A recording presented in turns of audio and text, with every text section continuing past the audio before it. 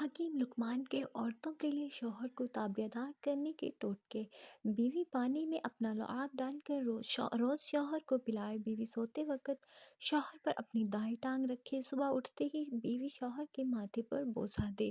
رات کو شوہر کے سر کی زیتون سے مالش کرے، جب شوہر گھر آئے تو بن سنور کر ٹھہراؤ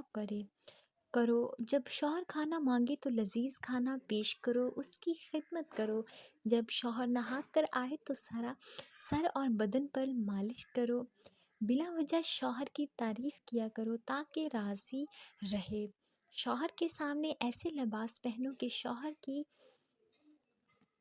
نگاہیں کسی اور پر نہ جائیں، اسی طرح شوہر کو بھی چاہیے کہ وہ بھی بن سنور کر اپنا اچھے سے خیال رکھے، نہا دھو کے اپنے بال وغیرہ بنا کے اچھے سے بیوی کے ساتھ ہنسی خوشی سے ایک دوسرے کی طرف دیکھیں اور مسکرائیں، اور یہ سنت بھی ہے۔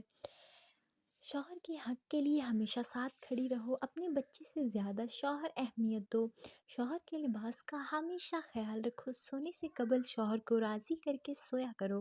اور صبح اٹھتے ہی شوہر کا استقبال بوسے کیا کرو،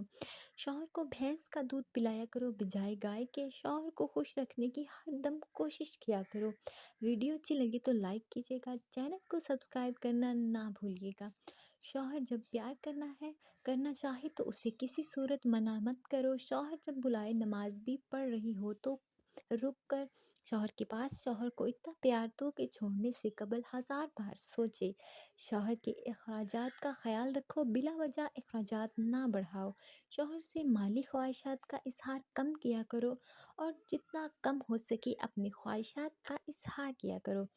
جو عورت شوہر سے مالی خواہشات کا اظہار زیادہ کرتی ہے، شوہر اس